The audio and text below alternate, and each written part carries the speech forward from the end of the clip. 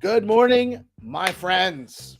It's your old pal, PeaceLoveMusic, back from the land of Las Vegas. Spent a great week there, meeting all of the Chads. Oh, not all of the Chads, actually. There were some people that were greatly missed. But the guys that showed up was a great crew. We had a great time. We were very productive. And we're super bullish, more bullish even, as to what's going on in our amazing ecosystem and how things are looking for the future of stacks and Bitcoin and all of the stuff going on in our world today. Friendly reminder, guys, Chads, share out the live stream. It really helps us grow. It's very important that you guys get out there and share the stream for us and that we reach more audience so that we can help grow our ecosystem. Great stuff happening. I have so much going on, so much to talk about. The big news, obviously, is the Stacks Endowment, SIP 31, and all of the information and all the conversations going on about that, which is really just in and of itself beautiful. How engaged our ecosystem is, how invested so many people are in the conversation, and it's really happening. So we're really excited about that. Alex Miller, in continuing his extreme availability and participation in these conversations as well, will be joining us in a little while. As soon as I get through the news, actually, I should probably hustle through the news today. I'm a little slow on my processes. I still got my new computer. I had to reset up all my desktop, my desk, my sound system, and everything. It took me a little while to get through everything. So bear with me as I'm getting back into my processes here. I'm going to try to hustle through the news. I forgot to grab the Bitcoin numbers. So a friendly reminder, this is a news and information show. We're providing news and information, some education, hopefully some entertainment, but never financial advice. Always do your own research. Never invest money you cannot afford to lose. It's very important that you follow that, or because we don't want anyone getting hurt here. This is all for growing and becoming more positive and getting better and improving and appreciating. So we don't want people to get hurt here. And one way you get hurt is by investing money you can't afford to lose. It puts you into a tight spot. You end up having to make bad decision after bad decision. So be disciplined. do your homework, and don't trust anybody to tell you what to do. It's very important that you do that. The numbers this morning, Bitcoin coming in at 104, 150, still holding on to that 104 range. That's actually a pretty solid number to come in at. Stacks, haven't even looked at it, so you're going to get my 73 cents. It's actually a great buying opportunity in my opinion. If I can find some of my free cash later after the show, I'll probably go buy some. Hopefully the price stays down there, because it's not going to stay down there for long in my opinion, but you never know. It's an 18% drop, and they're talking about a roughly 30% increase in the supply. So if that increase does a net zero and doesn't gain anything, which I'd be shocked and appalled if that happens. This number's a gift. This number's a gift on Stacks. That's my personal opinion, not financial advice. Do your own research. 73 cents. Crazy. The top Fear and Greed Index has actually gone down to neutral. So we're at 57 on the Fear and Greed Index, and the top three gainers on CoinMarketCap over the last 24 hours are Monero's XMR token, Kaya token, I'm not familiar with, and Volta A token. The ticker is A. Not familiar with either of those second and third ones. Obviously, everyone knows Monero. Good to see the privacy coin going up a little bit. In the Stacks world, let me get that off of there. Again, I'm tired. Guys, it was a crazy week. It really was. It was insane. I can't wait we're going to do a debrief on that. I'm not sure who's going to make it onto the show this morning, but we're going to do a little bit of a debrief. I know GP will be with me, and we'll do a little bit of a debrief as to how the Bitcoin conference went. It was amazing. Just to let everybody know. This is actually important. When you stack your STX, you earn BTC. SBTC is programmable Bitcoin for DeFi. Stacks has fast, low-fee transactions, proof of transfer security, and a native Bitcoin reward system. Tell your friends, Stacks is the best thing happening on Bitcoin, in my opinion. In the Stacks DeFi world, Hermetica is offering 9% yield on USDH with over $5.5 million total value locked on the platform. They have a fresh new dashboard, lots of great stuff going on. And those who don't know, Hermetica has a product called USDH that is a Bitcoin-backed dollar stablecoin that earns yield. Head over to Hermetica to find out more about that. You can DCA, programmatically DCA into Bitcoin, Stacks, Runes, and more effortlessly at bitflow.finance. And now FlexPools allows users to provide liquidity in any ratio while benefiting from ultra-low slippage. Velar's Perp Dex is live. Now you can engage in perp trading, stake your Velar, pair your favorite tokens with SBTC, earn yield, and trade tokens on Velar. Surge 4 is live on Alex. I think it's still live. It was live before I went to Vegas, and I haven't I just got tied up and stuff, so I think it's correct. Surge 4 is still going on. You can provide liquidity to SBTC pairs, vote on pools, and earn rewards as Bitcoin DeFi heats up on Stacks. Don't miss your chance to shape the future of decentralized finance. Registration ends May 29th. That was passed, so I don't think you can register anymore, but it's still going on.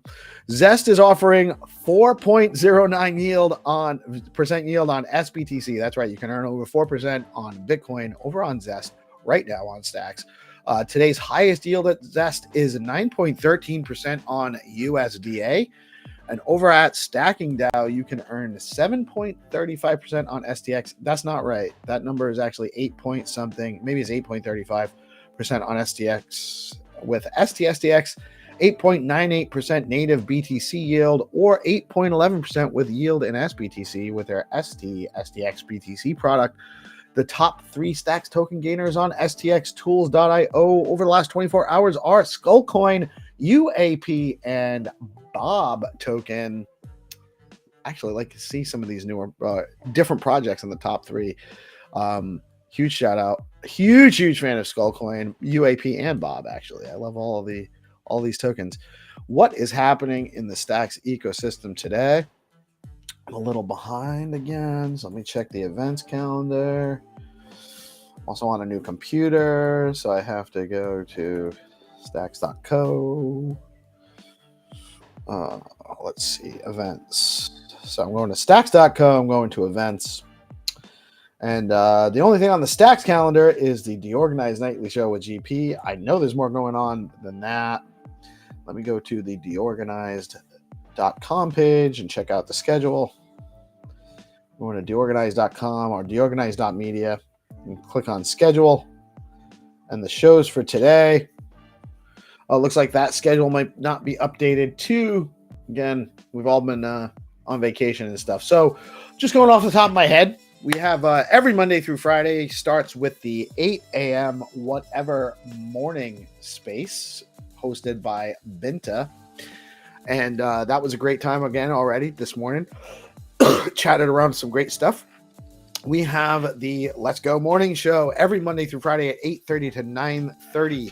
At 9:30, we generally have Find to Earn rounds with Skullcoin, Xenitron, the Game Master, sponsored by some of the amazing community meme coin projects on Stacks, including Rue, Leo Coin, Bitcoin Pepe, Rap Nothing, Wells Corgi Coin, Meme, George's Meme Coin, Flat Earth, and Fact Fun. We have tremendous sponsors. Hermetic is also sponsored a bunch of rounds for that as well. We got a great program there. I'm not sure if we're doing the Find to Earn rounds today. It depends on how much conversation we get with Alex Miller. Alex is coming on at 9 in about 15 minutes. I haven't even gotten into the news. I said I was going to hurry.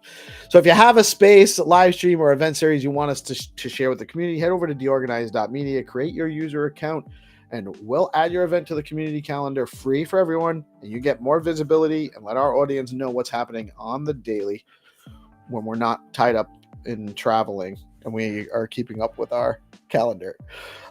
In the news, Ross Ulbricht receives $31.4 million Bitcoin donations following a recent NFT auction that raised $1.8 million. Supporters say the donation will help fund legal efforts for potential clemency on sentence reduction. The crypto community remains deeply divided over his legacy and incarceration. I don't think we're super deeply divided, to be honest with you. I think most people feel like he got a raw deal and are happy he got let go. Bitcoin continues to show resilience, holding above the $104,000 mark despite choppy market conditions after a brief dip over the weekend. BTC is back up to 104,602 at the time of reporting, and analysts, I think it's slightly under that right now, 104.5. Analysts suggest that strong institutional support and confidence in long-term fundamentals are helping to buoy the price. However, some warn that macroeconomic headwinds and ETF outflows could bring further corrections this week. Financial services provider IG Group has partnered with Uphold to offer retail crypto trading in the UK. This makes it the first UK-listed firm to do so, offering exposure to BTC, ETH, and other digital assets. The move is seen as a signal of growing mainstream adoption, especially as demand for crypto access through traditional platforms continues to rise among retail investors in Europe. Metaplanet, buying more. Japanese-based Metaplanet has added another 1,088 BTC to its treasury, bringing its total holdings to over 8,888 BTC. They should probably stop right there. That's like the luckiest number ever in certain cultures. The now worth more than $930 million, the company has positioned itself as one of Asia's most prominent corporate Bitcoin holders. This latest move echoes strategies employed by U.S. firms like MicroStrategy, now Strategy, signaling continued corporate accumulation. The TON, Telegram Open Network blockchain, suffered a rare 40-minute outage that paused block production, raising concerns about the network's reliability. Developers quickly identified the root cause and have since restored operations. TON's team says, you guys don't want to look at my couch or my ugly chandelier. Developers quickly identified the root cause and have since restored operations. TON's team says it's working on implementing additional safeguards to prevent similar outages in the future. On the week ending May 30th, 2025, Bitcoin spot ETFs experienced a net outflow of $616.1 million. That's big. BlackRock's iShare Bitcoin Trust led with an outflow of $430.8 million. Ethereum spot ETFs saw a total net inflow of $286 million on the same week. That's actually pretty solid. BlackRock's ETH recorded the highest single week inflow of $206 million, followed closely by Fidelity's FETH with $67.37 million in inflows. SIP31, and this is really the news. This is the big news from the Stacks ecosystem. It's really, and there's been a lot going on Stacks. Stacks has been absolutely killing it. I gotta get an iron so I can fix this. Looks great when it's not all folded up. So new community discussion around SIP31 explores introducing Stacks bond tokens to raise capital for the proposed $500 million STX endowment. Haven't caught that one. These bonds would offer discounts and lockups to incentivize participation while creating a secondary market for liquidity. Supporters say this could fund DeFi, SBTC, and ecosystem growth responsibly.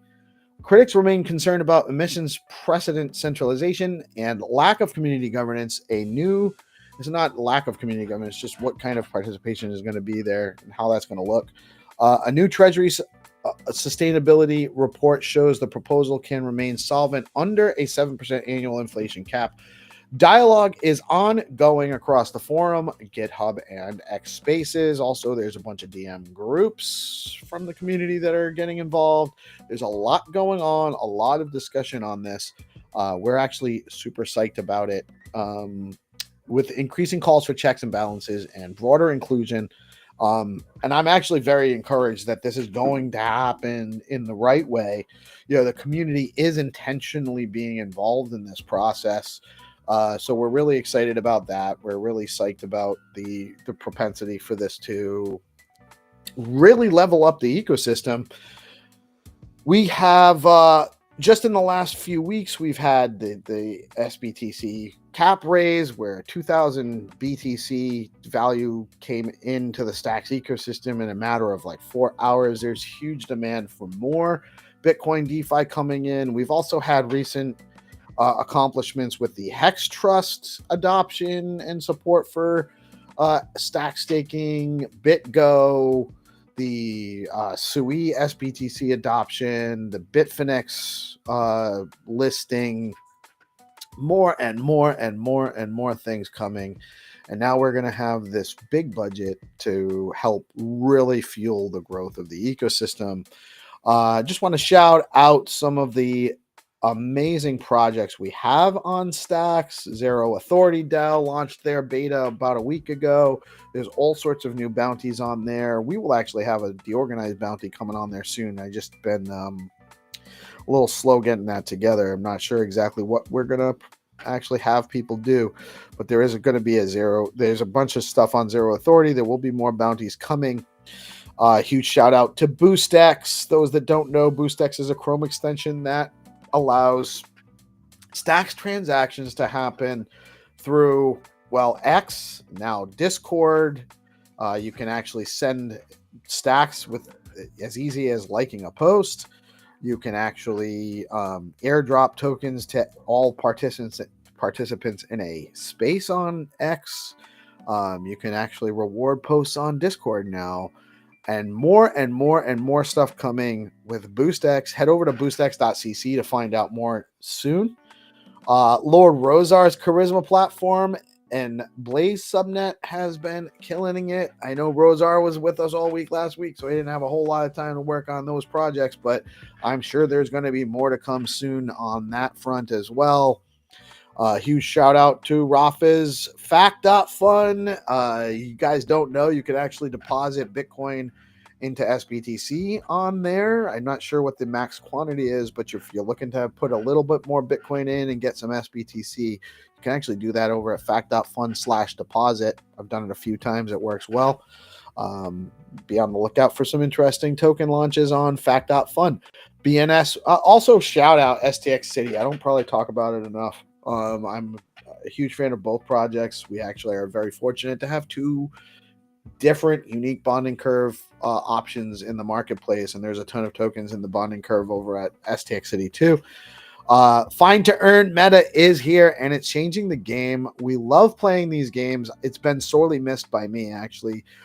One of the highlights of my day is getting together with the guys and playing the find to earn games and getting in just the engagement and the communication and the opportunity to kind of just talk with people in a little bit more relaxed setting on find to earn. The Stacks roadmap charts bold path forward for Bitcoin L2. Just going to touch on this real quick. The Stacks roadmap was released a couple of weeks ago, and it outlines a sweeping set of initiatives driving the next wave of Bitcoin Layer 2 innovation. Priorities span core development, the evolution of SBTC, and ecosystem-wide DeFi expansion. All of this, by the way, will be benefited by the development of this and the creation of this endowment and the funding it's bringing.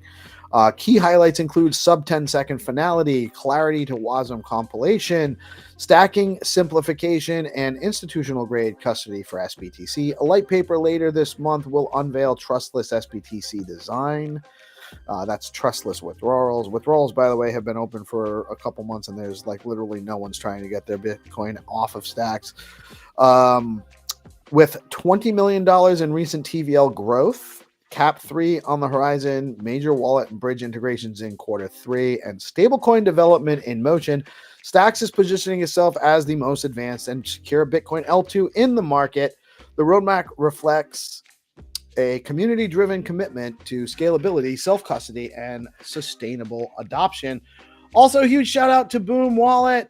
What Dan's building over there is next level. Smart Shops is going to change the game for creator commerce, peer-to-peer commerce on Stacks. And a huge shout out to the Stacks Ascent program, the guys at Big Market. I know they're working on some stuff on their testnet, and they have some news. I'm going to be looking forward to talking with them later today. And get started building on Stacks today. You head over to stacks.co. Over right-hand side, it says Get Started. And from there, you can access developer tools, beginner guides, and full app building resources over at stacks.co. And that, my friends, is the news for the day. And I see we have a great panel lined up. We got GPSC in the house. Good morning, brother. Good morning, guys. Happy Monday. You're looking well rested. Thank you. I am well rested. Slept in. We got Jack Binswitch in the house. What am I doing? I'm not trying to be. Here we go. What's up, Jack? How you doing today, man? Bro, I still haven't recovered. I had to come home and go straight to work work. all weekend. Yeah. I know. I'm tired. It's good to see y'all, though. I miss you guys. And we have Alex Miller joining us. Good morning. Good morning, Alex. How are you today? Good. I'm good. Hold on. Got to set the camera face. There we go. All right. I'm doing all right. Is that a giant chicken in the background? That is. I like it. My like the entirety of my brand as a person at Hero revolves around my chickens very heavily. So that was sent to me as a gift by someone in the company. And then every week at All Hands, like the end of our All Hands, there's like a segment where I just, get to exert CEO privilege and make everyone listen to me talk about whatever I want for a little bit. And it's now that segment is called Getting Silly with Millie. And there's a chicken on the slide announcing it. And then someone actually went and used like an AI music generator and had it go write a whole song. And the song also features the chickens. Nice. I love it. We actually had, for a couple of years, we had backyard chickens. I just live in a small, it's like a 13,000 square foot lot. We had like 4 or 5 chickens. 2 of them ended up being roosters, and they did me a favor and they kind of froze. They froze to death one night, just the roosters. They were protecting the hens, I think, which they were, roosters are not fun to deal with. They don't produce anything for you, and they're kind of mean. Well, they produce more chickens. Right, but that's what we weren't doing that. So they didn't serve any purpose to me. But the hens laid for a long time, and my youngest, who's 13 now, she thought we lived on a farm when she was real little because we had chickens.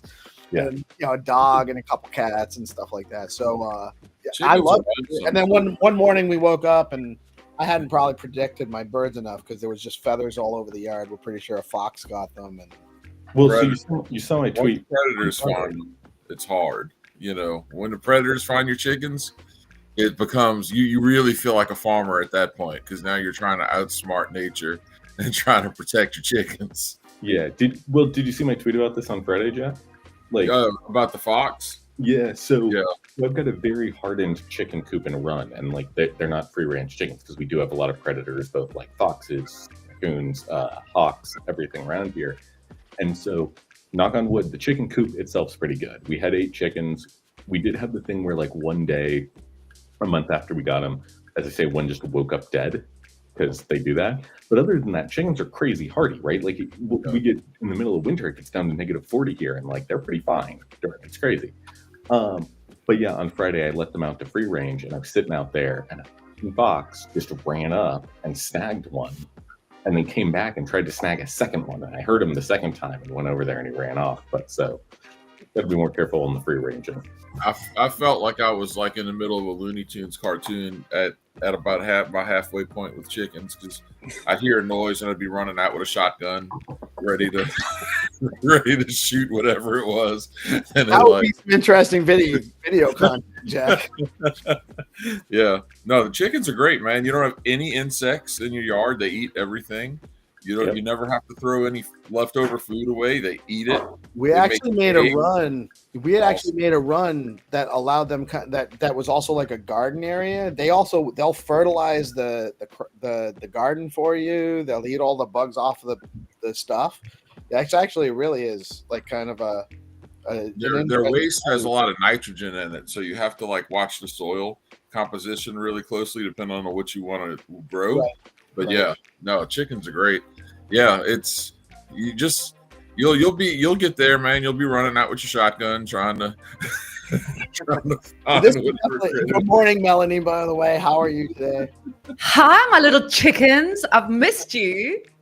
We miss you, Mel. Yeah. This is really what people want to know more about is chicken development. Chickens on blockchain. This is vital information for people. Listen, the zombie apocalypse is coming. You better get your fucking chickens. Hi, I'm Melanie. We haven't met yet. Yeah, good to meet you. Yeah. Are you, I think I saw in the tweet, Alex. Oh, yeah, sorry, I'm Alex. Hi, I'm the CEO here. Yeah. And Mel was commonly known as Good Kitty for years, and she had a glow up. Is that what the ladies call it? Rebrand. Yeah, I was anonymous on Stacks since the beginning. So yeah, well, since 2021, and then I doxed myself at the end of last year. Started actually because of Peace. Because we've gotten more people doxed on this show than I don't know whether that's a positive or a negative, but I think it's good for people to get to know the authentic of who they're talking to. So I don't think it's more. They were on my case to do a show, so eventually I started. So I've got a show on a Thursday. Mike, are you wearing the same shirt and tie that you were having the lobster roll with? I figured I'd bring it back one last time. Suit and tie. You clean up nice. Yeah, I still prefer the leopard hoodie though. Mike's the intrepid DeOrganized reporter. Yeah, sure. Mike, do you have the leopard hoodie handy? I'll find it. Yeah. Hey guys. We're gonna send it to Alex. He can wear it the next time he comes on the show. Actually, Hero wanted me to press you. We're gonna try. We do a sip call every Friday. Yeah. We didn't do it this last week, but we do a sip live stream every Friday, and I'm gonna try to get the governance cab mostly to come and participate, and hopefully you can come join us. Yeah, he asked me on Twitter about that, and I said, yeah, happy to. Yeah, he said he knew you had already verbally committed, but he wanted me to ask you again. He wanted you to put me on the spot on air. Live. Yes, that's exactly what he wanted me to do. But no, I knew you were willing. You actually been, Alex, it's been huge having your participation in these conversations and discussions, because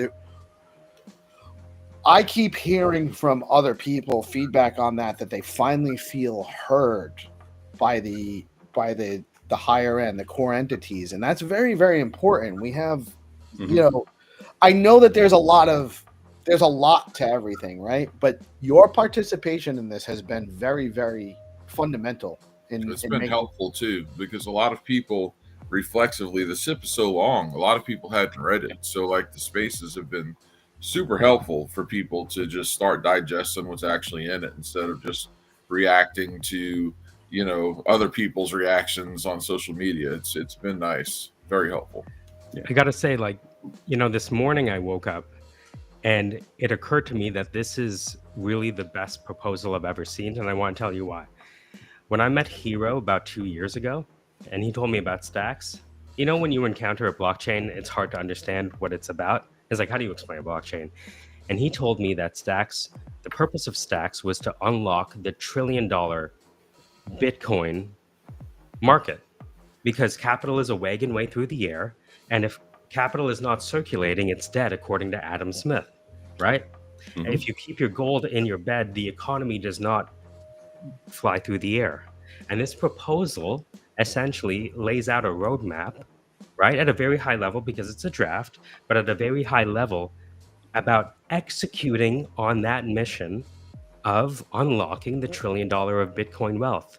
And because it's catalyzed this community involvement and fervor around seeing this happen, and really we're discussing how, not if, because we all came to Stacks to unlock that, and this proposal shows us that there's commitment from all sides, from the community and the Hyro side and everyone else's side, to make this happen. So congratulations on putting that forward. The conversation that's happening right now is going to articulate how Stacks is going to be the major force to unlock the capital that is going to, I think, launch everything in Bitcoin, because it actually makes Bitcoin usable as cash, collateral, capital, and credit. I'm going to stop there. No, I mean, I think you're exactly right. And look, I really appreciate the kind words, guys. I'm really glad to see that the reception and the reaction to like me showing up and doing 3-hour-long Twitter spaces and stuff is great. I'm really happy to see it, because like I am by far, from being the only person, especially like who works in the full time in the Stacks ecosystem, I think, who cares this much and thinks about the community in this way.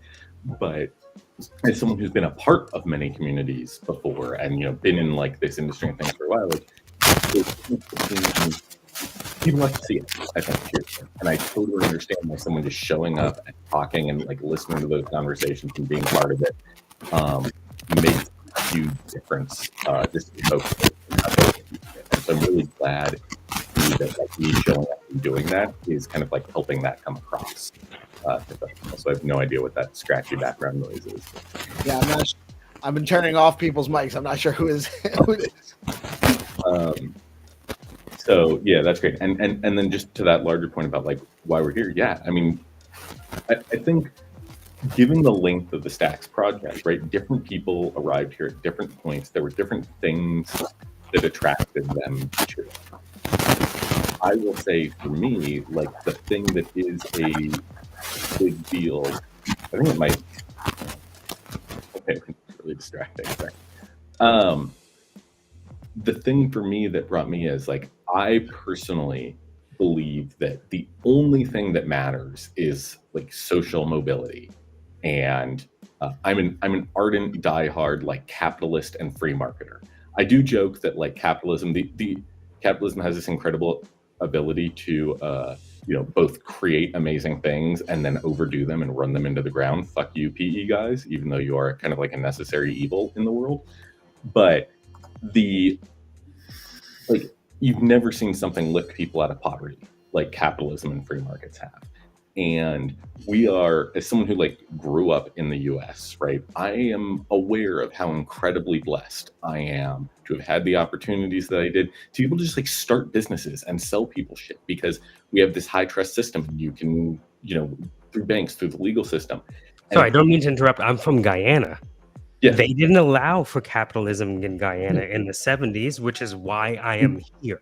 Exactly. And if we can create this global, borderless, decentralized, trust sharing economy all across the world, like the amount of power that that unlocks for folks who aren't here, but also for folks who are, like that's incredible. And that's why you've seen stablecoins get so big, right? And be like probably the first crypto thing that has achieved massive product market fit. And I want to see that for more.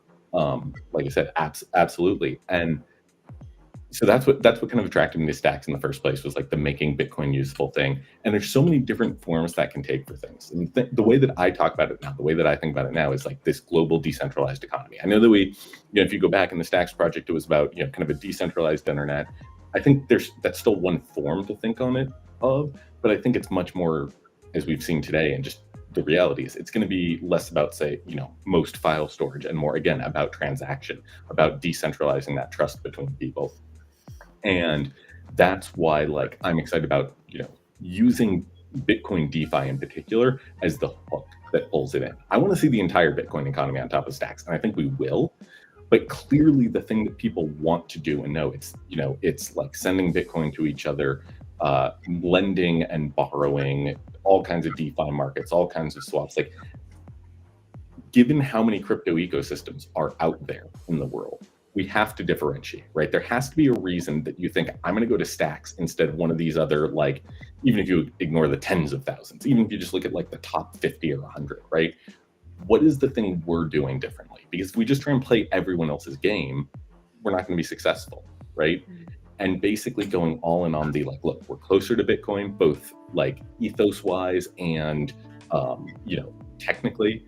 We have a better ecosystem for doing it. We have a closer connection. Your Bitcoin's more secure here than anywhere else. Like, that is the thing that we can differentiate out on. And we know there's the demand for it, because you've seen how many people who hold Bitcoin want to deploy and do something with it. And like, that's the niche that we've got to nail as an ecosystem. Well, you should be very proud, Alex, because, for instance, Stacks has a very large community on the African continent. And we have so many people who are doing exactly what you said, using this decentralized network to improve their quality of life and improve, and that'll eventually spread out into their own communities and even towards the nation state level. We're watching that happen in real time. Yep. Absolutely. Yeah, and we've got. I'm from Cape Town, South Africa, and we have our kind of largest grocery store. You can pay with Bitcoin, so it's kind of becoming. And that's exactly one of the reasons why I came here as well, is because of the fact that I live amongst communities that are unbanked, that cannot they don't have papers, they can't transact. They have to. The queues outside banks at month end are like hours and hours long. Yep. So yeah, it's incredible. The minute I discovered Stacks, I was sort of into Bitcoin and then sort of just sitting on Google. And the minute I saw it, it just seemed like the most obvious, most perfectly designed thing. And so exciting, Yeah, it's amazing work that the team has done over the years on it. I think we still have a good amount of work to do technically on it, but I think the vision, I think how we think about how it integrates and like the overall design, I couldn't agree with you more. It's great. Yeah. So pertaining to the endowment, there's been a lot more conversation in DM groups since the space on Saturday. The community is very, very invested in this, which is very good, actually. Yeah. Like the amount of engagement that we've gotten from this. So part of our task with the SIP call every Friday is to get more engagement in that. And we finally actually have a SIP that's exciting enough to get broad participation and influence on it, which is a huge step, because it's part of what improvement proposals actually show, are one metric that show that the ecosystem is growing and thriving. Yeah. So having this with the amount of activity we have is very, very encouraging, extra encouraging. A lot of the feedback we're getting from the community and we talked about, this isn't new. This was kind of the same thing as Saturday, but there's a strong push to identify a specific percentage, which is still to be determined, because I know that there's a lot that needs to be fleshed out, but there's a strong push and demand for. A lot of people are trying to kind of coordinate and have a group effort. And I think the best way to do it is more for many people to kind of put their proposals into the forum, and then we can talk about all of the different ones rather than making one collective proposal. But I think agree with that. Definitely. Yeah. The general consensus, though, is that there should be a specific amount that's earmarked specifically towards community development, along the lines of people. I didn't realize how hardcore people were on the D Grants brand for the D Grants project. Oh my God. The Saturday space was incredible for that. Hearing the amount of passion for that is awesome. And it's continued from there. Continued from there. There's actually a group DM specifically on. So D Grants reflects the ethos that we all stand for, the decentralized, distributed, permissionless, trustless ethos that resonates throughout our ecosystem. Absolutely. Yeah. And it did do a lot with very little. So my project, we came out of D Grants, and I was really just trying to figure out how to support all of the other projects that were proposing stuff in D Grants, give them some coverage, media coverage. We were just supposed to be hosting spaces and writing articles for them. And then I was encouraging people to apply, just apply. If you have an idea, apply. And in that, I decided I needed to go through the application process to know what I was encouraging people to do. Mm-hmm. So I made an application, and I asked for no funding. I only asked for support from the ecosystem. They made me take $138. So this project was started with $138 from D Grants, and we're getting, we've already had 400 people logged in to watch the show this morning. We'll probably get up close to 1,000 by the end of the show, and we do that on a daily basis. And it came out of really community support more than any funding. But having that project with that fundamental ethos. Just imagine what they could do with actual funding. And that's something we've been saying for months and months and months.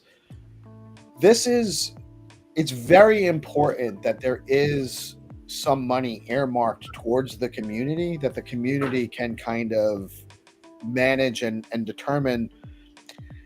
You get different development when it's coming bottom up. Absolutely. I mean, so one, I think that was always going to be the case in the endowment. There was never not going to be a huge amount of money focused and focus on community development. Because again, it's sort of like if we don't have a big and engaged community here, again, what are you even doing here? It's kind of the same thing as like, if you're not going to have a decentralized blockchain, well, what are you doing? Why are you in crypto? So that was absolutely always going to be a part of it. I caught up with a couple of the SIP authors over the weekend, including Mitchell and Andre from the Stacks Foundation and Bitcoin L2 Labs.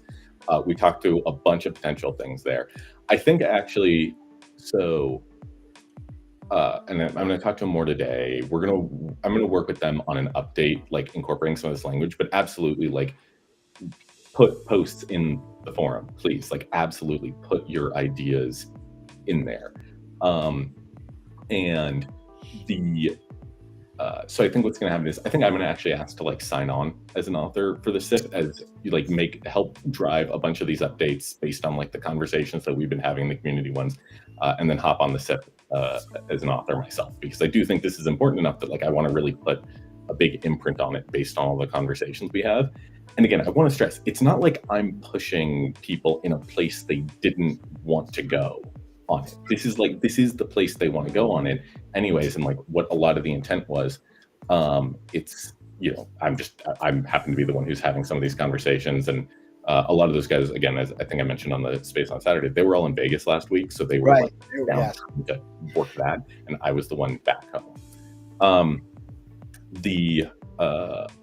I actually see Trippin's question in the chat. Why is it not on the SIP? Well, because as we pointed out, the SIP's already really, really long. And so like how much detail on, like there was a huge amount of question on like, I know during the writing process of like, what amount of detail do you go into on different things?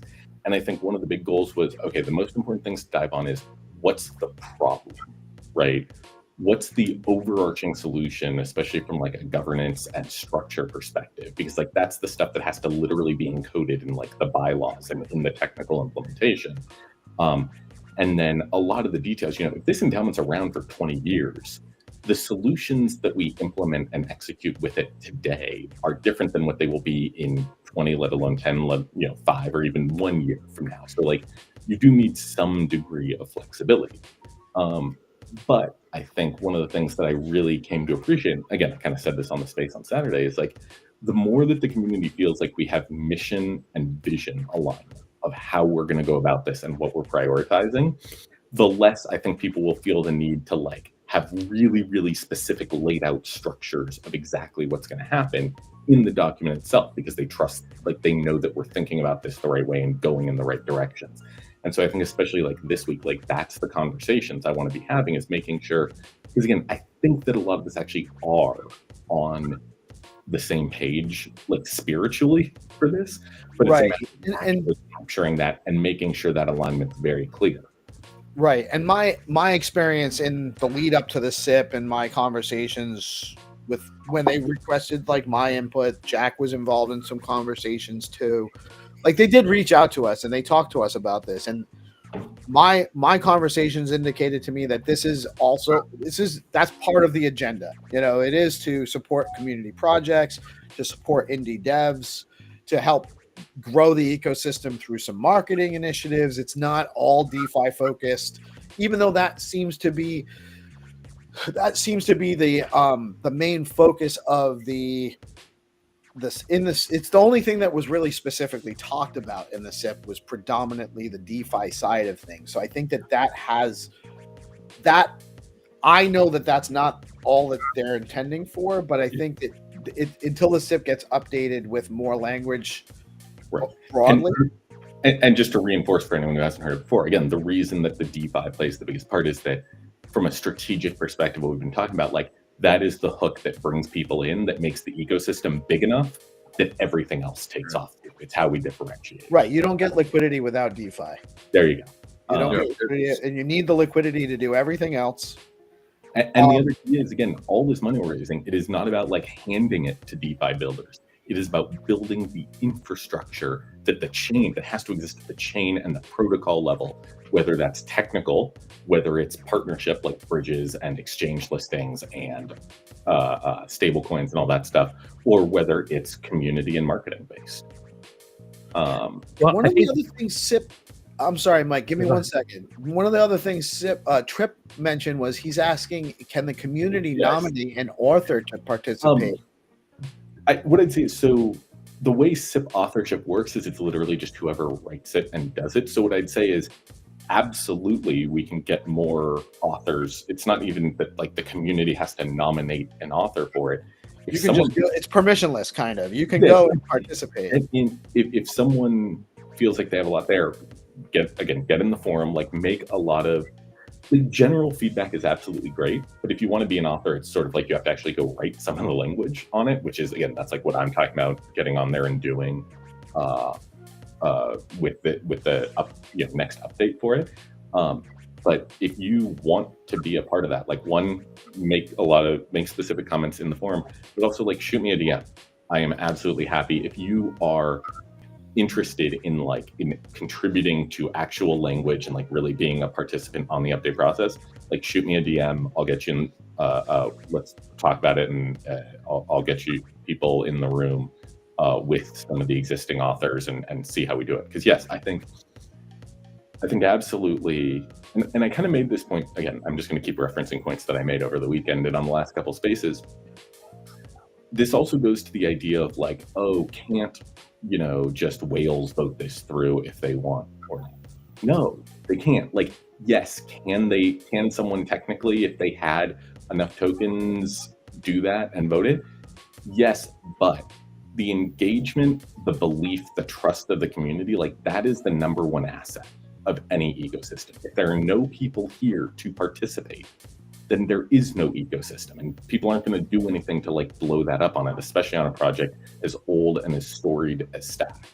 And so people getting in there, contributing to it, making their voices heard on it, that is what, like, this SIP will be so much stronger if we have not just a community author, but multiple people from the community who see this, who have ideas, who want to participate, who get in there, so that when it goes out to vote, it's very clear that this does reflect a consensus from across the ecosystem. Because I absolutely hear and think it is a very valid criticism that the first draft of the SIP, when it came out, again, even if we did go talk to a lot of different people about it, and even if it does overall in our in the minds reflect what the desire was, if you go and you look at it and you only see like several DeFi builders and then like a couple people from Stacks and from Foundation Labs on it, you don't know that actually happened on it. And so making sure it's clear what happened there is hugely, hugely important to maintaining like the confidence and just getting everyone excited about it.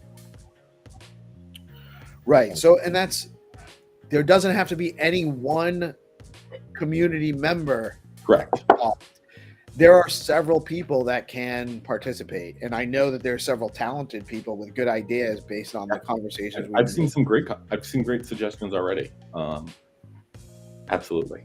Yeah. So to Trip actually would be a huge. Trip just posted a monolithic proposal in the forum this morning. I think actually he ran out of room. I don't even know if his whole post fit in one post.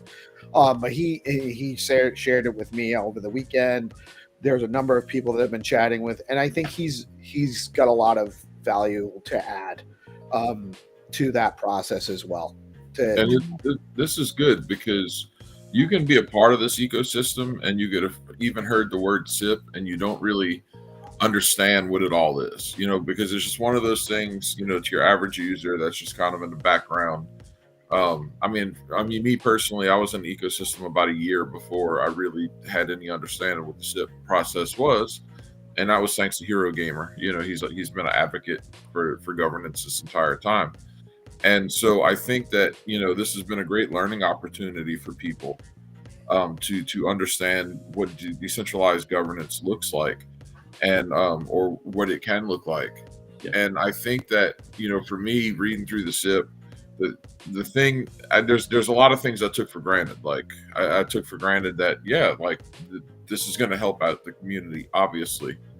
But in the part that really I honed in on the most was how important it is for us to have funding in order to actually do business, because the cost of business is a thing in whatever industry you're in, especially this one, whether that's the cost of business of marketing, or the cost of business of bringing more liquidity on chain, or the cost of business of working, getting other developers and protocols over here and making sure that there can be liquidity pools that are functional, that you don't have just high slippage and people want to come use Stacks. And so there's a lot to unpack here, and I think that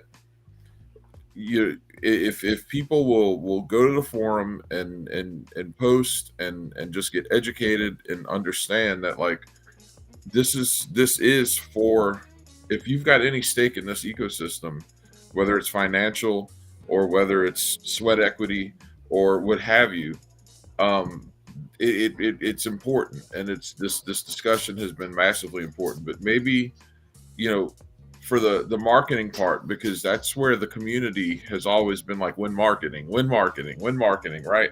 Yeah. And Stacks has been so product focused. Like, what does from where you're sitting, Alex, what does the marketing aspect of this look like? Let's dive into that, because I think that is one area where there's huge opportunity to activate the community even more. And let me add one more point on the community thing, and then I'll hit the marketing. One of the number one categories of conversation, I kid you not, as a leader in the ecosystem, whether it's inside Hero with my team there, or if it's like talking to folks at the Stacks Foundation and stuff, is how do we get more engagement from the community on things, right? Like, for instance, I know one thing people are like, where has all our money gone that like the Stacks Foundation has? The Stacks Foundation publishes a quarterly report on everything that they're doing, the programs that they're running, the impact that they're having. and nobody kind of ever reads it, right? So like they're legit excited right now about the fact that people are going to go all see all that. And I know Mitchell's actually preparing like a giant summary one that literally walks through how have they spent like the $70 million that they have spent on all these different programs and all these different things. So yes, people, especially in this ecosystem, I think this is an eternal challenge for all ecosystems, but especially for us, like we always want more community participation on things. Talking about marketing has been a huge challenge for us, I think, for two reasons. One is that like there's regulatory constraints on what anyone could do. Again, the Reg A, I think the Reg A was awesome. I think it reflected the ethos of the community and the desire to be like transparent, just more on the up and up than everything else. But launching into a completely uncertain regulatory environment we just didn't know what the consequences were going to be back at the time. And being everyone in the US, or all the organizations in the US, with that unclear environment, made it very hard for anything that felt like one of the organizations was promoting the token as opposed to the project. And that's a really unclear line, especially when you go and look at some of the things that like Gary Gensler and the SEC pursued. It made, I think there was a double thing of like, yes, we had kind of an academic basis as a project, right? Like it's like 3 guys out of Princeton are like the original people behind it. 4 guys out of Princeton are like the original.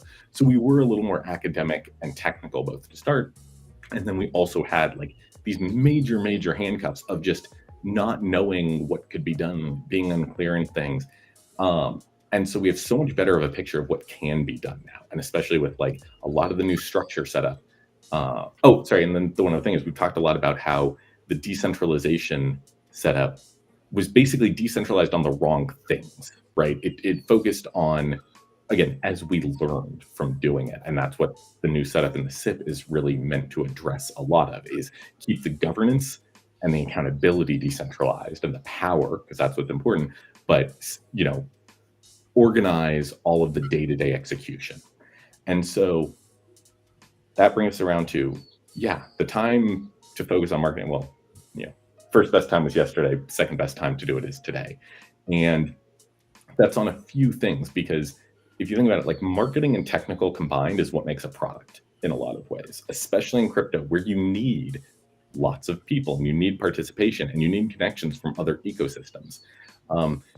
It is harder and more expensive for us to do connections to other people than everyone else because we have Clarity, right? Like, look, I think Clarity is a great language. It's absolutely better than Solidity. Clarity VM's better than the Solidity VM. But the problem is, than EVM.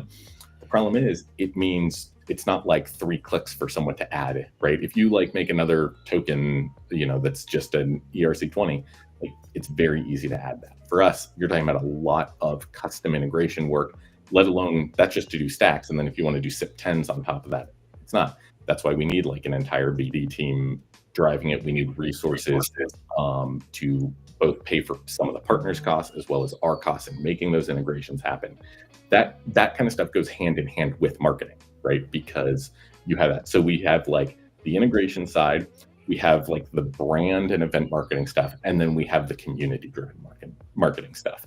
And I think one of the things that I've really appreciated seeing, again, especially over the last week, is, man, there seems to be so much energy from people in the community, like you guys, huge, be empowered to go really drive like the memes and the online conversation stuff.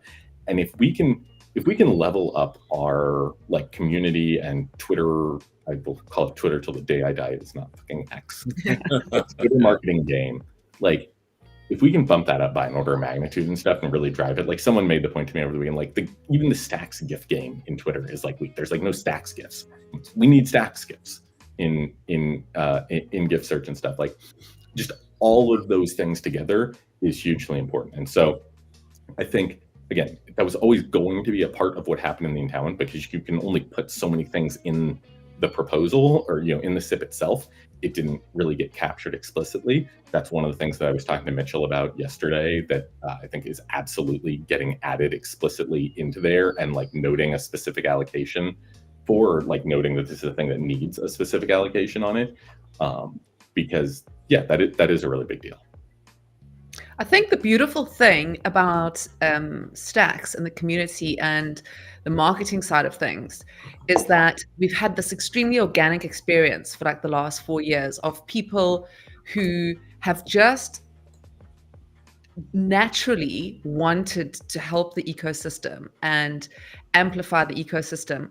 And I think if there's a drive from the sort of powers that be, or the sort of, you know, funding or amplification or assistance, there are so many people in this community that have been, I don't know, just sort of, I mean, you'll know, Jack, you've been writing things.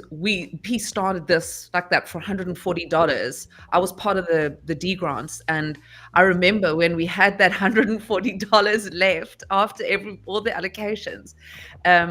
So yeah, I think And Melanie was one of the driving forces in D grants, by the way. She was one of the main stewards along with Hero as far as making that the successful. She put a ton of work in.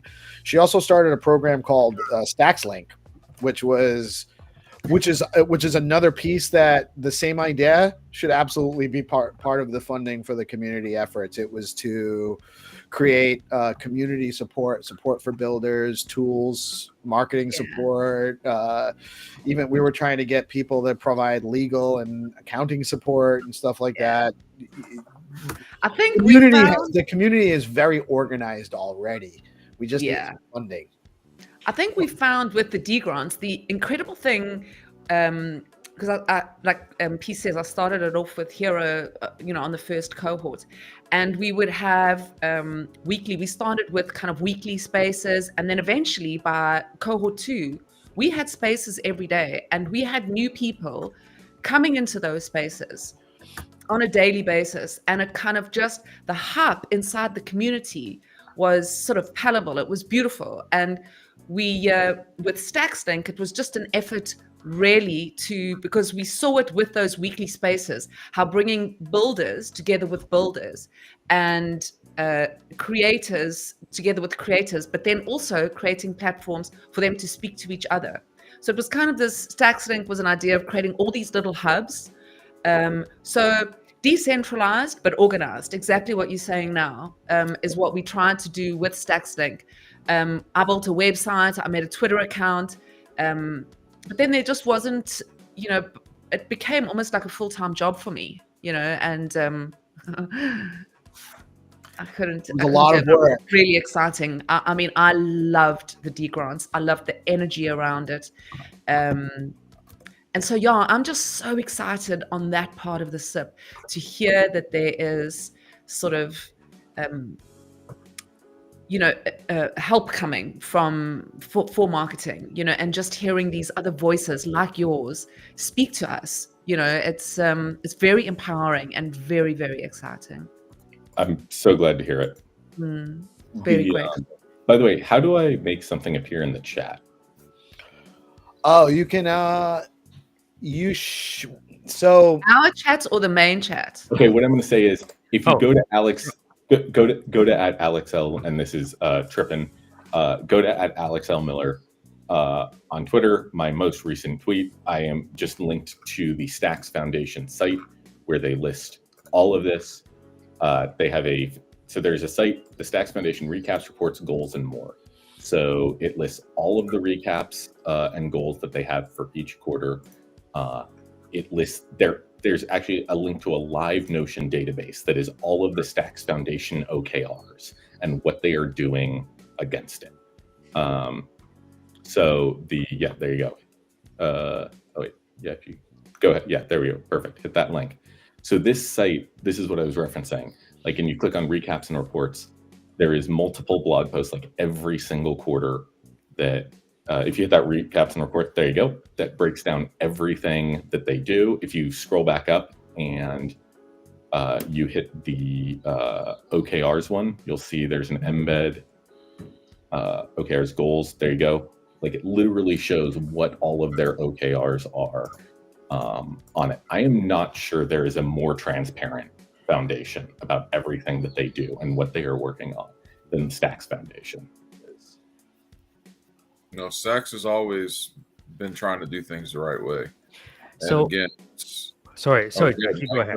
No, keep going, Jack. No, and it this really does feel like the moment where we stop fighting with one hand tied behind our back. Yes. That's what's so exciting to me. It's That's time. a great analogy.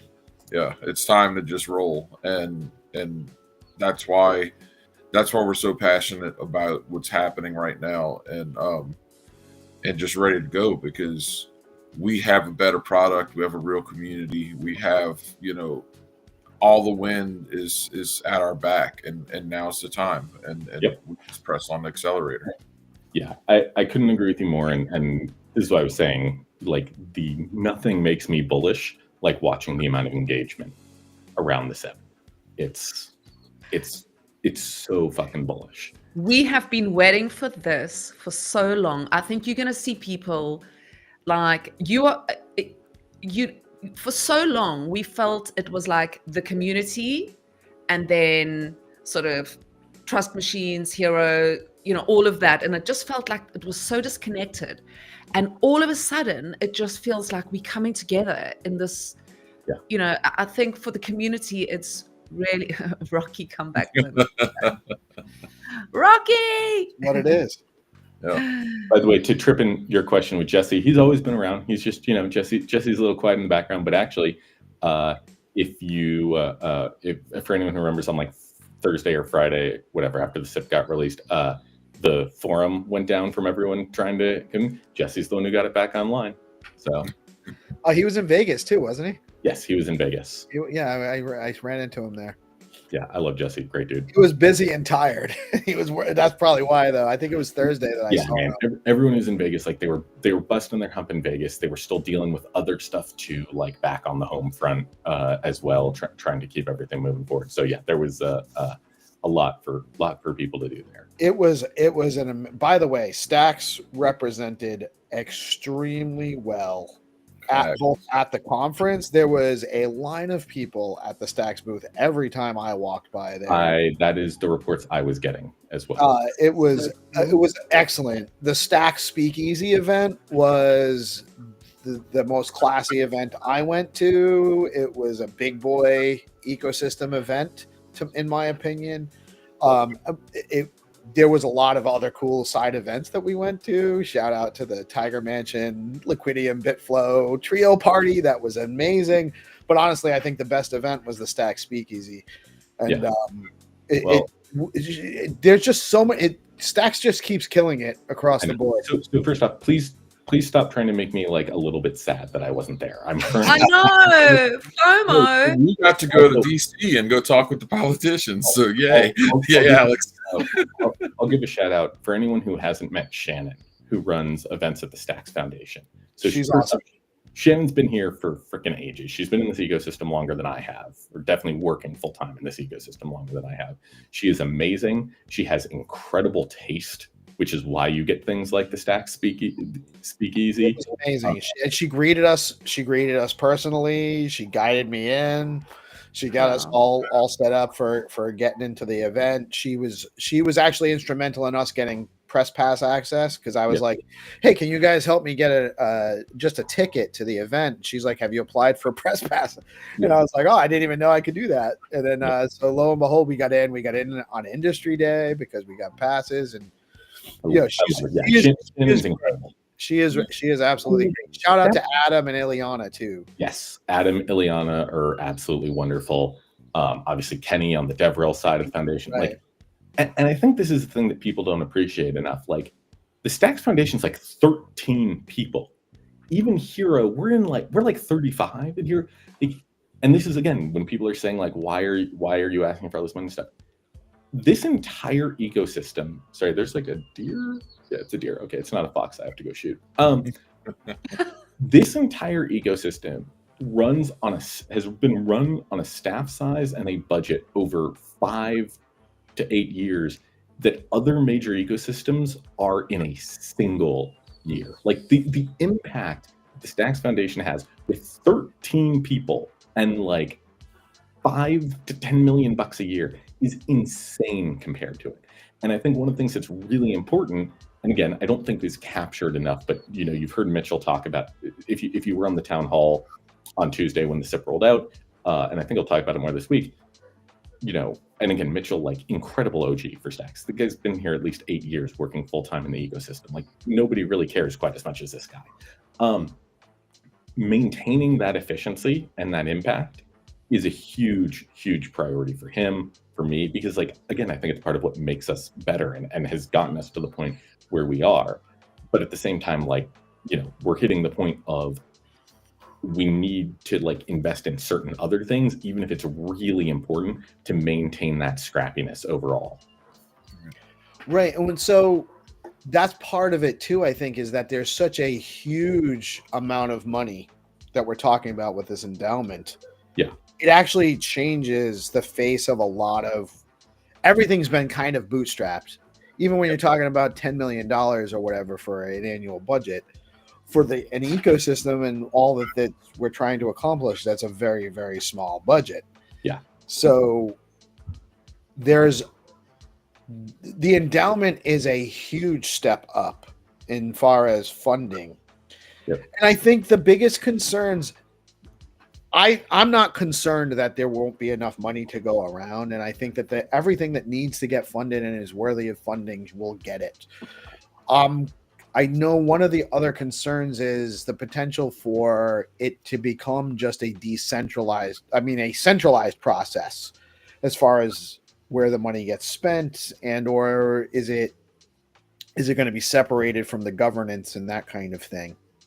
So I think that that's the other thing that needs to be ironed out is what are the give and take for the endowment? What is the oversight like? Mm-hmm. How much influence is the community going to have on that, and so forth? Yep. I think that's part of the conversation, obviously, that's going on right now on it. The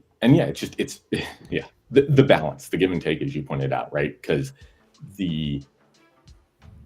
ultimately, I think the proper structure of having, like, a board that can be pretty involved in overseeing things with a staff who's doing the day-to-day, like, there's a reason that is the setup of the best, like, most efficient organizations, is because, again, and this kind of goes back to what we were talking about, like, all this information about Stacks and what's been spent on has been out there for years, but people don't necessarily know it. And, like, for a better, for lack of a case, like, most people have better things to do than, like, pour through these reports on a daily basis. There's actually, I'm also kind of a bit of a politics nerd, and, like, there's some entire books and, like, school of thought written on this, but there's a particular one which is, like, oh god, not the myth, but, like, basically the rationality of, like, the uninformed voter is basically the concept, right? Because if you think about, like, voting on most things, especially in any government system, how much time should you actually spend educating yourself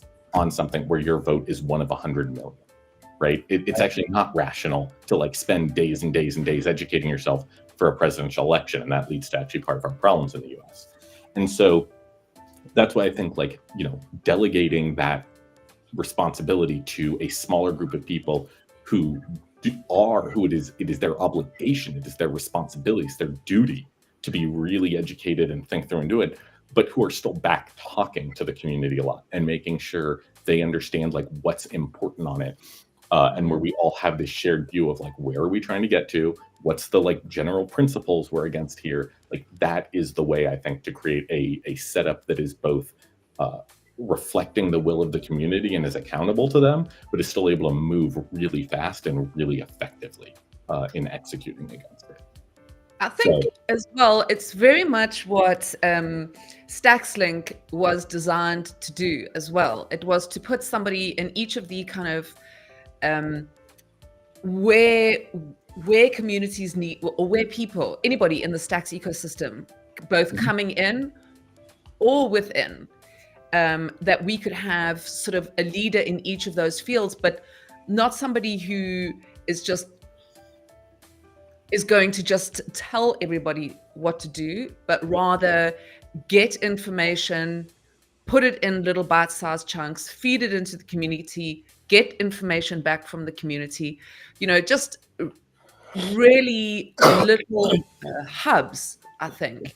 And I think that's what makes or allows people to kind of function well within decentralized leadership, because you can't just have everybody buzzing around doing their own thing, because that's disorganized, but to have some sort of organized hubs where information can flow freely and be funneled out and back in, out and back in. So I think, the effort that we put into, and how excited the community was about Stacks Link as well, because like I said, everybody had felt like they were just, you had, for example, people who were passionate about educating, like Binyaya, who is passionate about building systems and ways to educate and onboard people. So you would have people replicating these ways to do that, where if there was a person who kind of was in charge of, okay, these are the tools that we need to go out, this is how you put an event together without it costing much money, because there's people out there passionate to do these kind of things, but a lot of them, like Kevin in Nigeria, who was passionate about teaching children AI, and then bringing those children, teaching them about the Stacks ecosystem, and the kind of funding that you need for that is very little, but the impact is huge. It's huge, but one of the biggest challenges there, it's not the funding, it's the making people aware of the resources that are available to them on a consistent basis. Yes. Like, we have all these sites that have all these resources, all these opportunities, and it's the discovery on it. And I think this is part of the reason that, like, groups like your guys is here and doing these kinds of shows and getting people on them is so important. That's our job, is to make people aware of these things. And I am going to start up in a weekly, office hours thing for myself, just like office hours with Alex from Hero, and I'll do like an hour Twitter space once a week on this. So please, even after the SIP is over, come when I do that, because we got to get you on our schedule too, right, GP? Yeah. We have our daily schedule, so we can let people know about it the morning of too. That would be awesome. So, because again, you just need these conversations so that people actually know what is available to them to go use and do and participate in. Because one of the other challenges, and look, I want the community's voice reflected 100%. Absolutely, that's the reason I'm here and showing up. I will also say, when we, as we're digging into some of these specific proposals around how to do it, that doesn't mean I'm going to be supportive of anything that's everyone should vote on it. I don't think anyone's going to do that, but I'm going to be very realistic about what community engagement looks like, because I'm just going to put this as an example, right? We've had several SIPs that have gone through in the last, year, right? The Nakamoto activation SIP, the tokenomics update on just redistributing, realigning how the stacking yields went. That thing. There's 1.5 billion plus STX in circulation and hundreds of thousands of wallets, right? And if you go back and you look at the voting on it, and I know people already have, there were some comments around how skewed the voting looked, or that, and again, that's just because voting turnout is low, right? We have 1.5 billion plus stacks in circulation, and we barely get 100 million tokens voting on a given proposal, right? And given on the SIP, you're talking about 500 to maybe 1,000 wallets max that have been voting on these things. And again, I understand it. People don't want to do it, but again, the Stacks Foundation spends weeks, if not months, every time there is a SIP, promoting it, putting it out. There's entire websites to it, and still, most people don't go and vote on it. Right. And again, I don't fault people for that. It's fine, but it does mean when we're talking about what the governance structures look like, especially on the day-to-day basis, we need to be realistic that the 99.99% of people are not going to be highly engaged, are not going to go and do it. And that's why we create these structures, is create something where you do have these boards and these staffs who go out, who create the spaces for people to come, give them context and information on a monthly basis, or even weekly if you're doing Twitter spaces and things like that, who do put out that reporting on a regular basis. But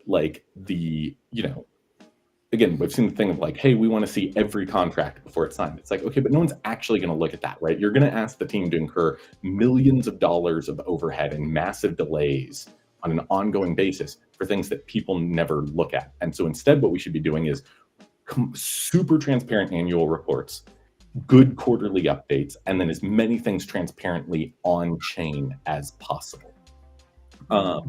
And like you stagger it like that so people can go and look. But again, just being really realistic about what are the points that people are actually going to engage on, so that people get the accountability, but we still move quickly. So Trip suggested, part of the thing is people don't feel that their vote matters when one STX equals one vote. So is it possible, like maybe quadratic?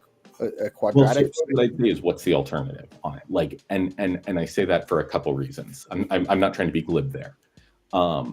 Number one, I'd say there is an interesting thing where, and again, this is the reason you will see this in any community or anything. Like, people with more tokens obviously have more of a skin in the game, so they will, they are more likely, I think, probably to vote. But the bigger thing is, anyone can just make as many wallets as they want. Right. So like, you can't really do it. You could do like a soulbound token kind of thing, like in theory, but again, how does that move and change over time? Almost anything that involves trying to find unique people is gameable. Whereas if token-based voting is flawed in certain respects, but it's at least pretty darn transparent overall.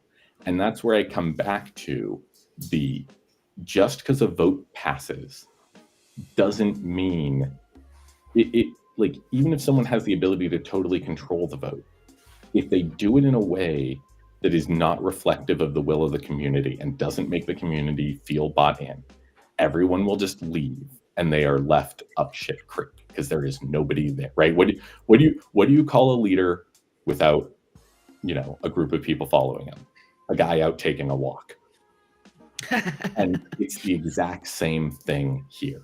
So I absolutely understand the concerns that people have of like, does my vote actually count? That, yes, the will of the community absolutely matters. And if you have a SIP that goes through with, 3 people with giant wallets voting yes, and 5,000 people with smaller wallets voting no, then it's not just that the vote went through that way, because again, someone who was against it could take 10,000 stacks, move 1 stack into each of 10,000 wallets and vote against it. But at the same time, you're going to have seen that everyone else, that the sentiment in general was against it, right? And that really is a powerful one. And it's why I'm so appreciative to see everyone showing up and being in the forum and on Twitter and in these spaces and things and talking about it, because that is how we capture the will of the community. And that is such a key part of decentralized governance. And you're seeing and I think as well, if you're going to see somebody come along and kind of manipulate a vote, we're in an environment now, and that's the difference about a decentralized environment. You can have people have a voice. You're gonna get a feeling anyway in the lead up about how people feel about it, and then you're certainly going to get a backlash afterwards, where you start, like you say, people just draining out, or people like this community as well who feel so passionately about it, having a voice through shows like ours, where. And especially if we start building, with governance, what we were talking about just now, where you're building up communities that can educate how SIPs are impacting those communities.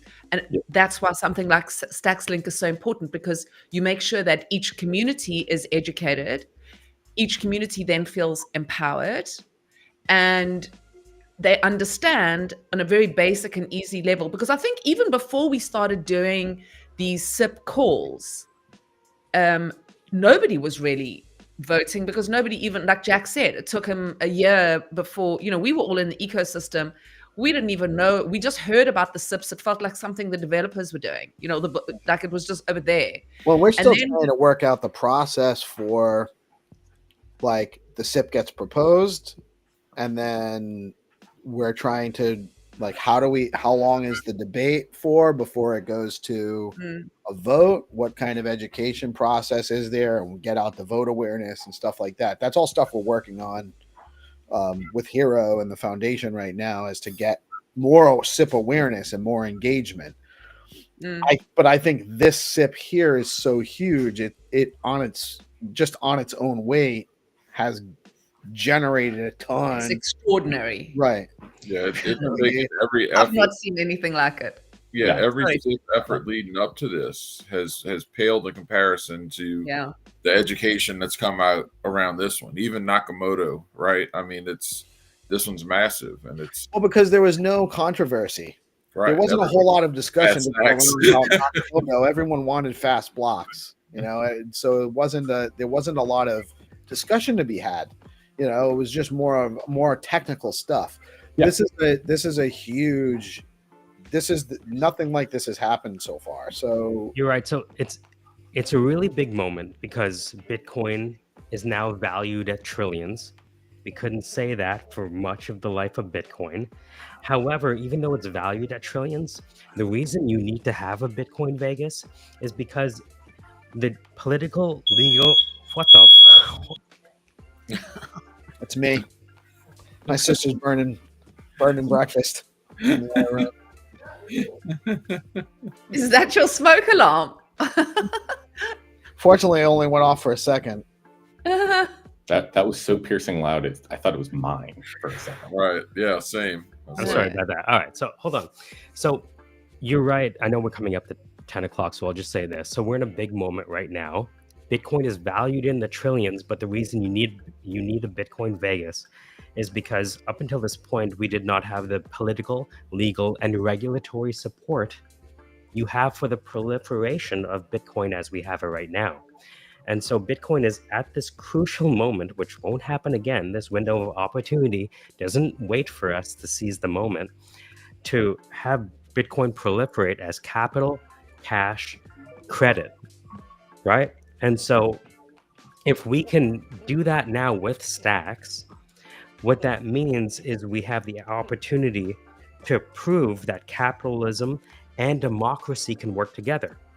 The Constitution is 1787, but we have the Wealth of Nations and the birth of America in 1776. So it is capitalism and democracy, which is this conversation we're happening right now. This is the embodiment of capitalism and democracy, which allows for the birth of nations and the birth of a constitution. And so anyone who's watching this, who has concerns and questions and violent disagreements, we have to participate in the process in the forum. That's all I'm saying. This is an opportunity for us to prove that stacks can unlock Bitcoin from trillions to God knows. Add a couple zeros to those trillions is what you see happen over the future. And if we can do anything as a community, it's to show that democracy works with capitalism. That's what we're doing here right now. I agree, strong endorse on everything that you just said. Absolutely. Exciting times. So I think that I think Michael hit the nail on the head where we need to get people. The place to get involved in this right now, first and foremost, is on the forum. Also making posts on X about it, getting conversations there too, getting into the spaces, joining our live streams, getting in the comments. Come on and chat with us. Alex is going to be back here on Friday. Maybe we'll get Andre and I'm not speaking for anybody, but maybe we can get Andre and Mitchell. Yeah. on as well. Mitchell had talked to Jack about coming on our show to talk about this. So, and if we can't get them on Friday, we can maybe get them on the next Friday. We have the SIP call every Friday. Yep. I think I will probably do another epic space, which is what I call when I just talk for 3 hours or something, tomorrow or Wednesday as well. I want to try and I'm going to chat with folks this morning about some of the updates that we're talking about. And when we at least get, even if we don't have full language, but some of like the specific proposals that I want to put into the SIP based on it. So I definitely really encourage, if you have specific ideas and things you're wanting to do, get them posted, whether it's on Twitter, ideally, like I said, ideally the forum. If you can't even do that, or you don't want to do that for some reason, you just want to DM them to me, totally, I'll take that too. And then as soon as, like I said, I have like some of these ideas and like specific updates that we want to do, we'll get them published, whether it's even part of the SIP or just as like specific notes on it, and then get another like epic space going, just where, again, we can talk through all these things and do it as like a big working session. So let me say this, because I can say this. What you're hearing is get involved. Okay. Yeah. If there's something you don't like, don't just shout in the void and bitch and complain about it. Okay. The floor is open. Just get involved. And there's many avenues, so there's a difference between just bitching. Trust me, I have an ex-wife. I know there's a difference between that and being constructive. Let's just be constructive and get to the forum, get on the spaces, DM me, and I'll tell someone. It doesn't matter. Come here on DeOrganized. Just let's talk and let's make this happen, because this is way too important. On the other side of this is, do we want to keep doing what we've done up until this point, where we know we need to be able to level everything up, but we haven't? The tech stack has been leveled up. The community is leveled up. Now it's time to level this part up, where we actually have the fuel that we need to not only just compete, but just dominate the competition. This is where we're at in reality. So if you care enough to have an opinion, care enough to be constructive, and let's make this shit happen. Let's do what we got to do. And I'll leave it there. Yep. Hero says, don't just mention the problems, suggest solutions as well. We need all of the ideas, guys. All of the ideas. I was talking about how this is no different than like other ecosystems or even our like larger political system. So when I was in DC, I guess it was 2 weeks ago now, not for the testimony, but I went back 2 weeks after the testimony to sit down and talk to them, and sat down with the House Financial Services staff, subcommittee staff, the people who like wrote the actual market structure bill. And they're like, yeah, we've gotten commentary from 45 or 50 companies so far, and it's all about what's wrong, and nobody's actually telling us what they want to see differently on. So like, we have to get a new updated draft out next week, and you saw that come out last Thursday, and they're like, we need like specific thing, like what do you want to see different? How should it actually be done?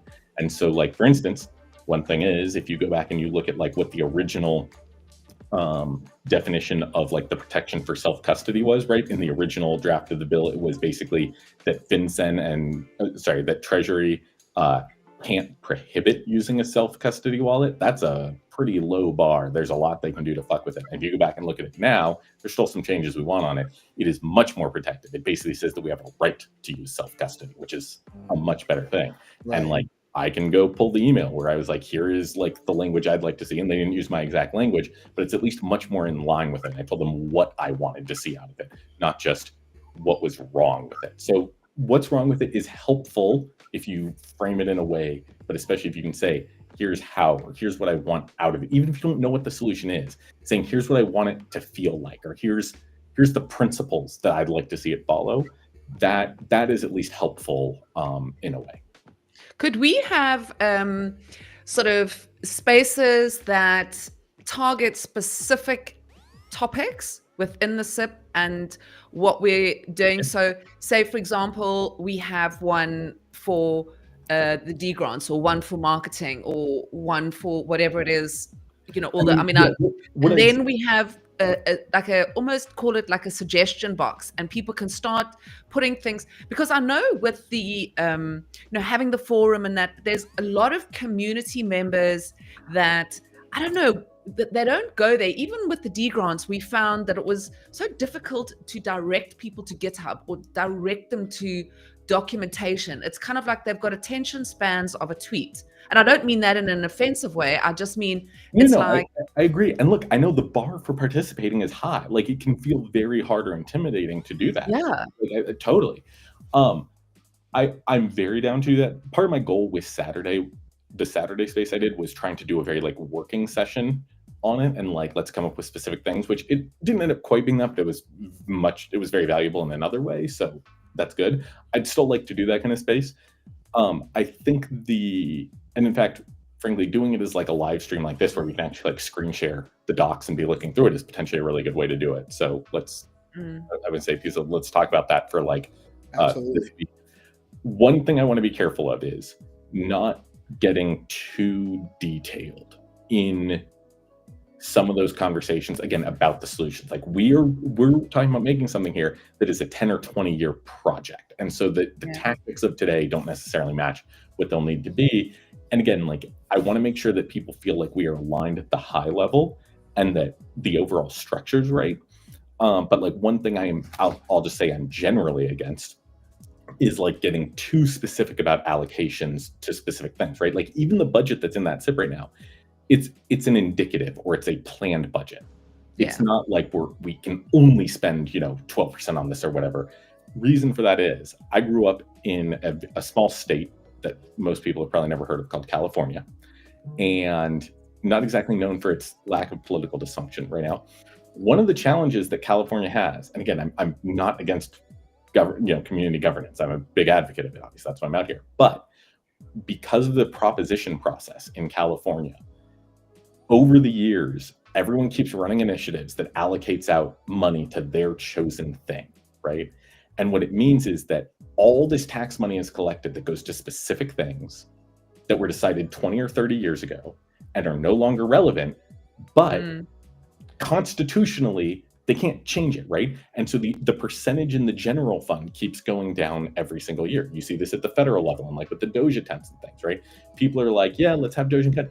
Guys, discretionary spending at the federal level is 20% of the budget, right? The other 80% is like defense spending or entitlements. Thank you. Which means Congress can't fix the budget, even if they want to, right?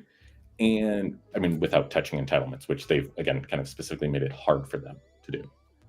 I say all this to say, when you're thinking on generational timeframes, we do have to maintain that flexibility. If we start letting people carve up now and like constitutionally, air quotes, mandate that you can't change it in this way, like that will reduce our flexibility and our ability to compete on it. We'll end up back in the same place. Because again, part of the challenge, actually, someone made this really good point to me, which is, right now, one of the challenges that the community has on transparency is that we had to cut up our treasury into a bunch of different places. Hero has some, the foundation has some, all these other little startups that were around in 2020 have some.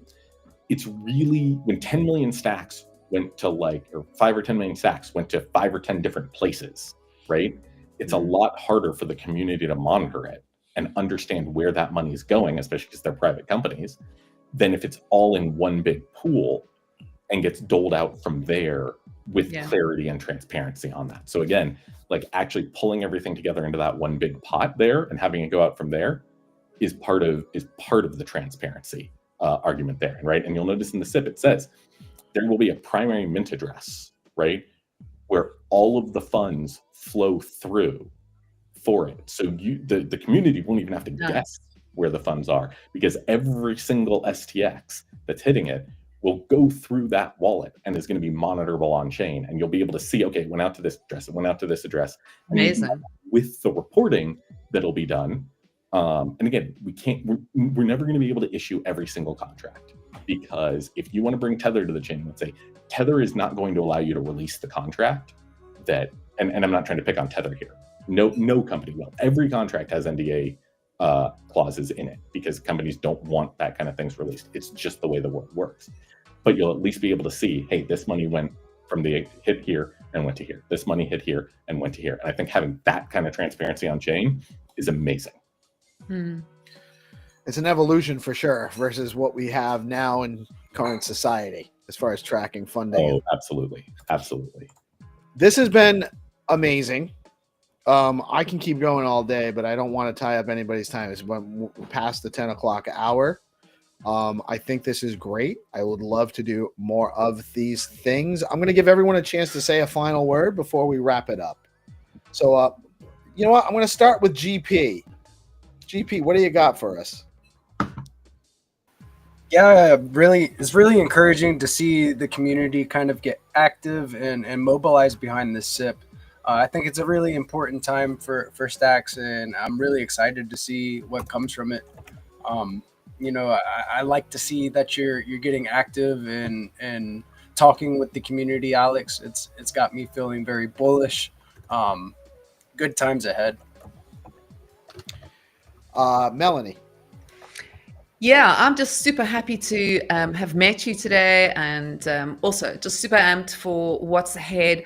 I love the energy right now in the ecosystem. Yeah, any involvement, any help that I can give, any voice to this, I'm here. And yeah, just super amped to help out and help informing people, keeping people informed as well, amplifying all that sort of stuff. So yeah. Michael? Adam Smith said that capital is a wagon way through the air. It's only a wagon way through the air if it's used in the economy, if it does not coagulate but circulates. I learned that from Frederick Barber. You do not want to have a coagulation of value. You need to have a circulation of value for capital to be a wagon way through the air. If there was a chance for Bitcoin to become and satisfy Adam Smith's vision of currency it's not going to happen by accident, which is why the SIP 031 was drafted and created. But a lot of people in the audience think that this is not a draft but a done deal, and it is anything but a done deal. Capitalism without democracy is dead. And so if you want to participate in, call it American dynamism fueled by Bitcoin, Stacks is the place to be. But don't not speak and then complain about it later. Now is the time to get your voice known. It's going to have many opportunities on Spaces and even on these Friday calls. So if you want to become involved, don't complain about not using your voice. Use your voice. We are reading every comment that you have on air, and you can join these live streams just like I'm here. Hit us up online. Thanks for coming, Alex.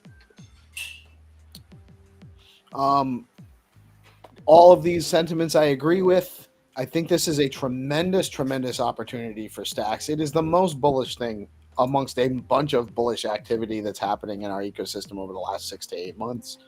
And I am super encouraged by this process, actually. I think it's happening exactly how it's supposed to happen.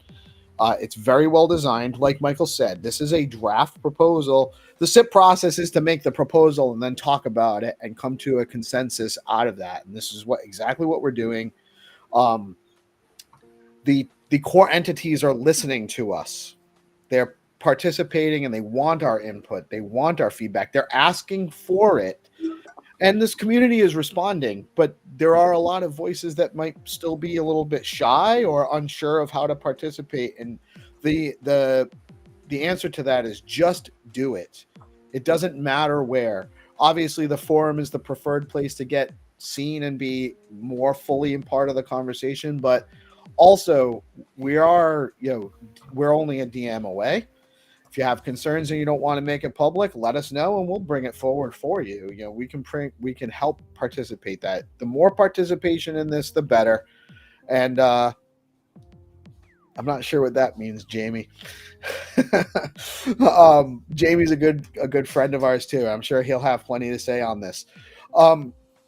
Alex, thank you so much for joining us. And what is anything else, if anything, that you didn't get a chance to say before we sign off? I mean, I would say I've talked a lot. I don't know. So I'll just say this. I'll just say thank you guys for having me here. Thank you for showing up every week and doing these kinds of things. As I said, it's such a big deal, and I hope that folks again get involved. However you want to send your feedback, whether it's tweeting about it, whether it's DMing me with the suggestions, if it's putting in the form, whatever it is. But also take this as like your way to stay involved on things. Like we have the working groups. If you're into marketing, if you're into BD, if you're into core dev, if you want to be a core dev and like contribute to the code base, you absolutely can. It's an open source project. However it is that you want to do, do it. And I've had so much fun, honestly, the last week. It sounds crazy to say that, of like, oh my God, everyone's pissed off. Nah, I like Crisis. I've had so much fun talking to people the last week. It's given me a lot of ideas of how I can continue to do this in a really good way going forward. So just thank you to the entire Stacks community for like the level of engagement, the ideas, the conversation that's coming on. And let's just keep it going. Right on, right on. I said, yeah, of course there's STX merch. I'm wearing it right now. If you're STX merch too. You can actually in the stacks.co, I think there is a link to the merch.